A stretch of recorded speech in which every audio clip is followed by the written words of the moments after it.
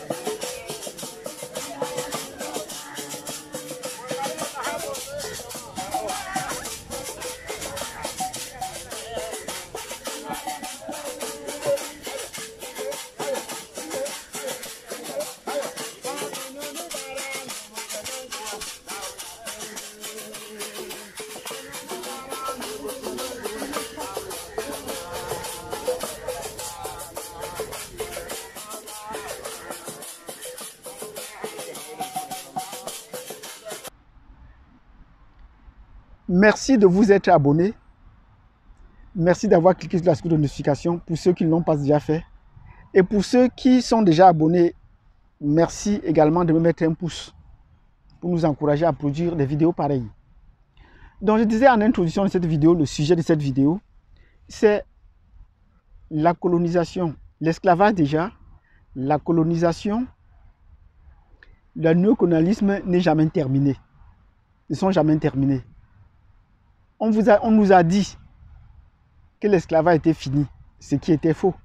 On nous a dit que la colonisation était terminée, ce qui était faux. On nous dit que non, le néocolonialisme va tirer à sa fin, ce qui est également faux. Comment est-ce qu'on peut proclamer que c'est fini alors que les piliers sur lesquels repose l'esclavage, la colonisation et le néocolonialisme continuent à perdurer et même à se renforcer? Pour cela, nous allons partir des 3 éléments que nous avons pris là pour vous montrer comment cela n'a jamais changé. Si nous prenons le cas de l'esclavage, nous avons dit que l'esclavage a commencé avec une date précise. Il faut bien qu'on se le dise, l'esclavage a commencé par une date précise. Même si on va vous dire l'esclavage des Européens a commencé à une date précise, même si on va vous dire l'esclavage remonte au temps biblique, où Dieu a envoyé son peuple en esclavage en Égypte. Et après, ils sont allés à Babylone, on les a déportés à Babylone. Après, on a détruit le temple, on les a chassés, bannis de la Terre Sainte. Ils se sont réfugiés en Afrique. Et en Afrique, on a continué à les pourchasser, on est venu les chercher encore pour l'esclavage. Mais les Européens sont venus à leur tour pour les chercher pendant l'esclavage. Les Européens sont venus les chercher. C'était sur la base d'un droit qu'ils avaient écrit, des lois qu'ils avaient votées et des textes qu'ils ont promulgués. Et cela a commencé à une date précise. C'est la raison pour laquelle, lorsque des organisations se lèvent aujourd'hui pour demander qu'on essaie de bannir, qu'on essaie de reconnaître l'esclavage comme un crime contre l'humanité, Les dirigeants européens disent, je pense autant Tony Blair, que ce n'était pas un crime contre l'humanité, que ce n'était pas prémédité, que c'était légiféré, que cela ne s'est pas fait au hasard, qu'il y avait des lois qui ne respectaient que la loi. Quelle est cette loi dont ils respectaient et dont on ne veut pas en parler? C'est qu'en 1454, il y a eu une bulle papale. En 1454, nous étions au 15e siècle, à la fin de l'Antiquité. Et c'est le pape qui gouvernait la planète, c'était lui le chef, le représentant de Dieu sur terre. Donc il a pris une décision, un décret, qu'on pourrait appeler dans le monde musulman une fatwa, qui était intitulé Romanus Pontifex. Romanus Pontifex. Ce décret se trouve encore à la bibliothèque de Lisbonne, au Portugal. Ce décret se trouve là-bas. J'ai déjà parlé de ça dans une précédente vidéo. Donc c'est à partir de ce moment-là qu'il y aura un changement dans la vie de l'humanité, où on autorise les Européens à venir attraper les Africains pour les évangéliser, et même de force. Et c'est comme ça que les Européens vont profiter de l'occasion pour également les faire travailler sans les payer.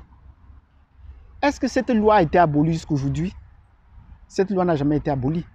Donc si on veut faire finir l'esclavage, il nous revient, nous les Africains, de pouvoir nous réunir et de pouvoir demander que le pape actuel prenne une décision pour casser cette loi-là, pour dire que cette loi avait été promulguée et à partir d'aujourd'hui, cette loi-là prend fin. Sinon, on va continuer à vivre sur et c'est sur cette loi que le monde continue, que le monde occidental continue à s'appuyer pour esclavagiser davantage les Africains.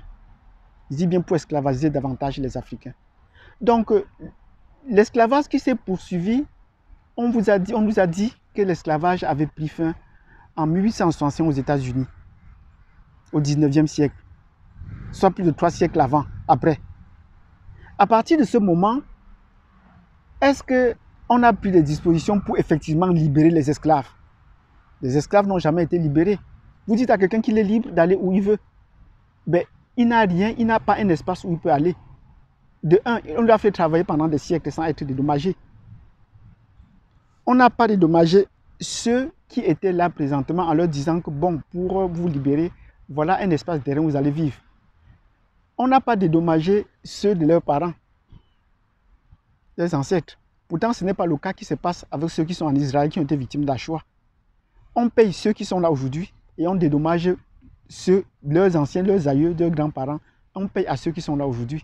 Cela n'a jamais été fait pour les Africains. Donc nous continuons à vivre le système de l'esclavage. Et c'est les Africains eux-mêmes qui doivent continuer à chercher comment est-ce qu'ils peuvent lever toute cette loi-là. Donc il y a toujours une certaine ségrégation, tant sur le plan professionnel que sur le plan mental. Il y a une certaine ségrégation. Il y a cette ségrégation au niveau salarial. On n'a jamais payé le noir au même titre que le blanc. D'ailleurs, ici au Canada, les acteurs noirs ont souvent grévé du fait qu'ils n'étaient pas payés au même titre que les acteurs blancs. Donc ça se poursuit encore. Ça se poursuit. Voilà des inégalités sur lesquelles nous sommes encore, des inégalités criardes dans lesquelles nous vivons encore. Donc nous estimons que pour que l'esclavage prenne fin, il faudrait qu'on essaie d'abroger toute cette loi-là.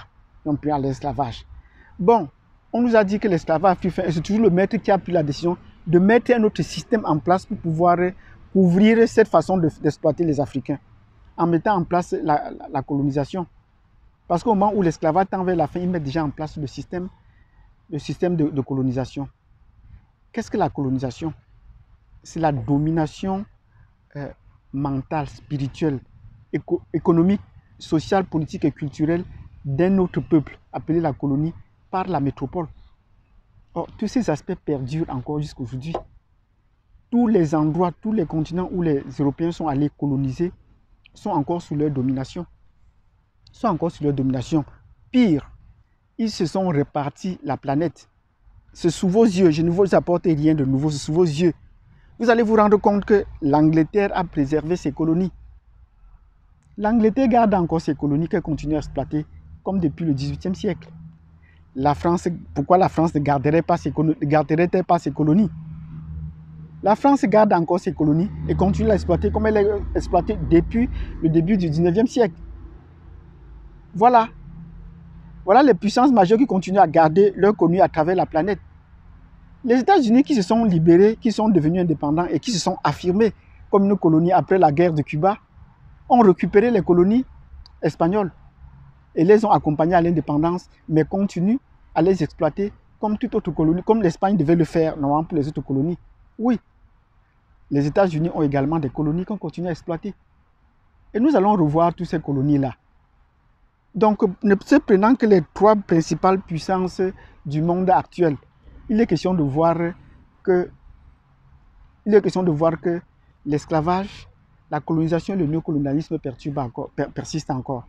Comment est-ce que cela se passe pour le cas de ces 3 principales puissances que nous venons de citer? L'Angleterre, la France et les États-Unis.